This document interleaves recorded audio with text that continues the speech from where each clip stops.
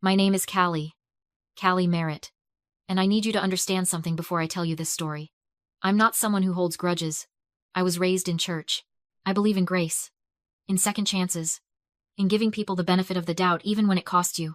But there's a difference between forgiveness and letting people convince you that what happened to you never happened at all. That's the part I'm still learning. I grew up in Clarksburg, West Virginia. In a beige split-level house at the end of a cul-de-sac.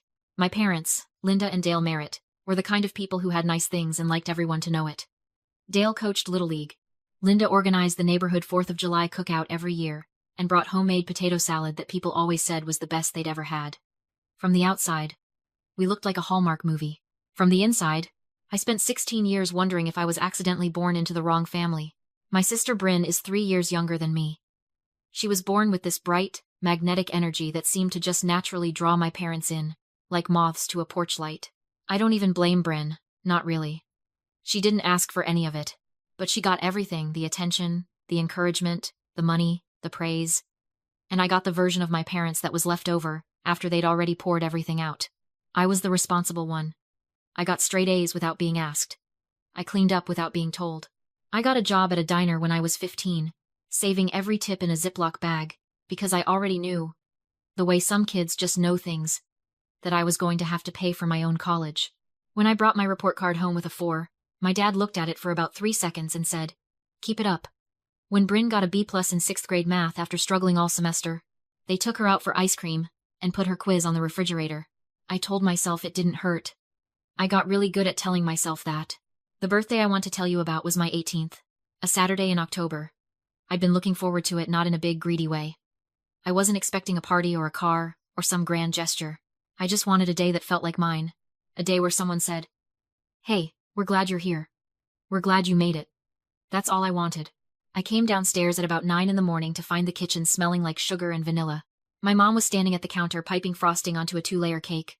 And Bryn was sitting on the bar stool watching her with this excited, bouncing energy. There were streamers on the ceiling. Pink and silver. My favorite colors, actually. For just 1 second, I thought maybe this is it. Maybe they remembered. My mom looked up, saw me, and smiled. "Bryn, honey, come see, it's done." She stepped back so my sister could see the cake. On top, in careful cursive letters, it read, "Happy sweet 16, Bryn." I stood there in my socks on the cold tile floor. Bryn was turning 16 in 11 days. Nobody said a word to me. My dad walked in from the garage, took one look at the cake, and said, "Oh, that's perfect, Lynn." He kissed my mom on the cheek. I was standing 4 feet away. It took another full minute before my mom glanced over and said, "Oh, Callie, you're up. There's coffee." I didn't cry. I poured myself a cup of coffee, went upstairs, and sat on the edge of my bed staring at my hands. Downstairs, I could hear them laughing. Candles being counted, plates clattering, my 18th birthday, and they were setting up for my sister's party. I didn't say anything that day. I learned a long time ago that bringing up the invisible hurt never went the way I hoped. My mom would get defensive. My dad would go quiet, and somehow, by the end of the conversation, I'd be apologizing for making them feel bad. So I smiled at dinner. I ate the pasta. I did not get a slice of cake, because the cake was for Bryn's party that weekend, and they needed it whole. That night I thought about a lot of things.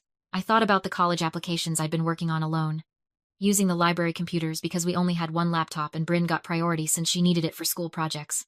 I thought about the dress I'd worn to junior prom that I bought with my own money, because my mom said they were a little tight that month. I thought about every teacher conference my parents skipped and every game where the bleachers were empty. And then I thought, I'm 18 now. I can leave. I didn't leave that night. I was practical about it. I had $1,400 saved in that Ziploc bag, and I spent the next 3 weeks quietly applying to colleges in other states and looking up dorm availability. I told no one.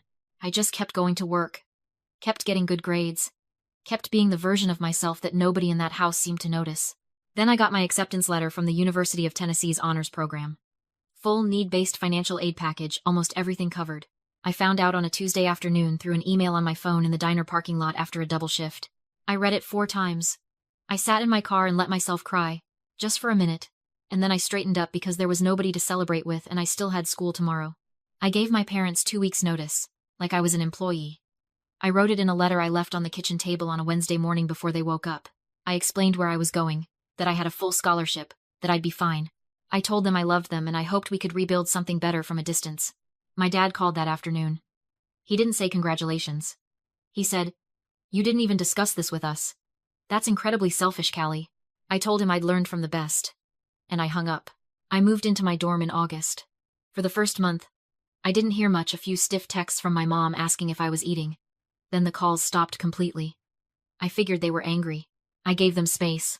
What I didn't give them was permission to contact my school's financial aid office and report what they called inconsistencies in my application. I found out from my aid advisor, a kind woman named Dr. Okafor, who called me in to tell me that someone had submitted paperwork claiming I was still a dependent in their household, which would have wiped out a significant portion of my aid package. My parents had submitted documents. Official-looking ones. I sat across from Dr. Okafor and felt something turn to stone in my chest. She helped me dispute it. It took 6 weeks of paperwork, phone calls, notarized letters. I had to prove that I was financially independent, which I was, and that their claim was inaccurate. I won, but I lost a semester's worth of mental peace doing it. Some nights I'd be up at 2 a.m. going over documents while my roommate slept, and I'd think, what kind of parents do that? What kind of people try to pull the floor out from under their child? The kind who'd rather you fail than succeed without them. I didn't talk about it. Not to friends. Not to anyone.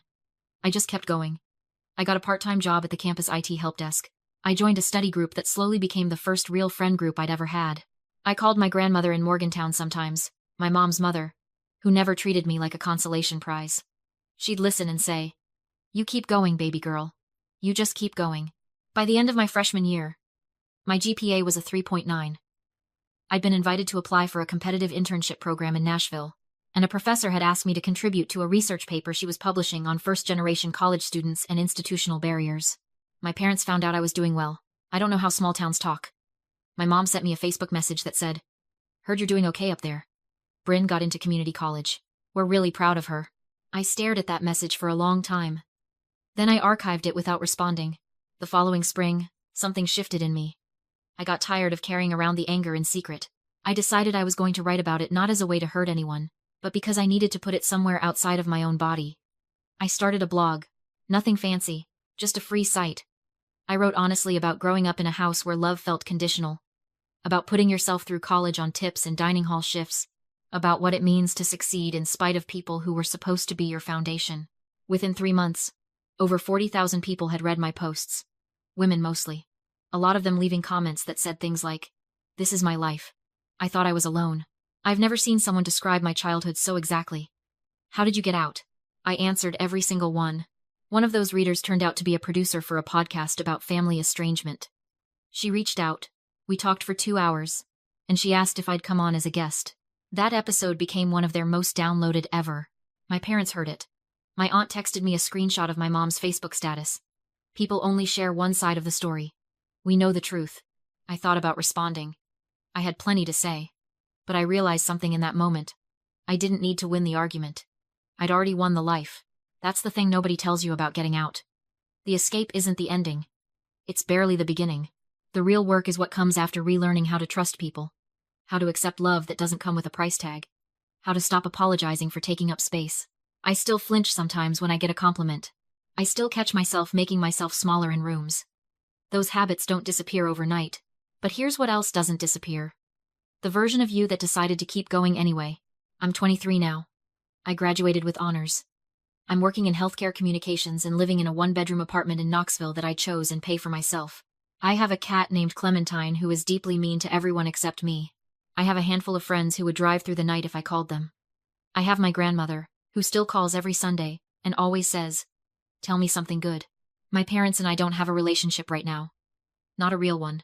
There have been olive branches, awkward phone calls around Christmas, a birthday card this year that was just signed Mom and Dad with no message inside. I don't know if we'll ever find our way back to something real. I'm open to it, if it ever comes with honesty and accountability.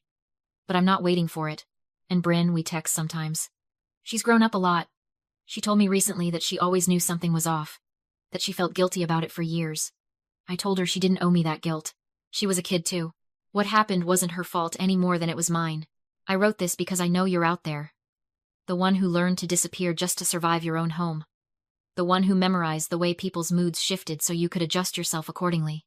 The one who got really good at being grateful for scraps because at least scraps were something. You deserved the whole table. You still do. The hardest thing I ever did wasn't leave.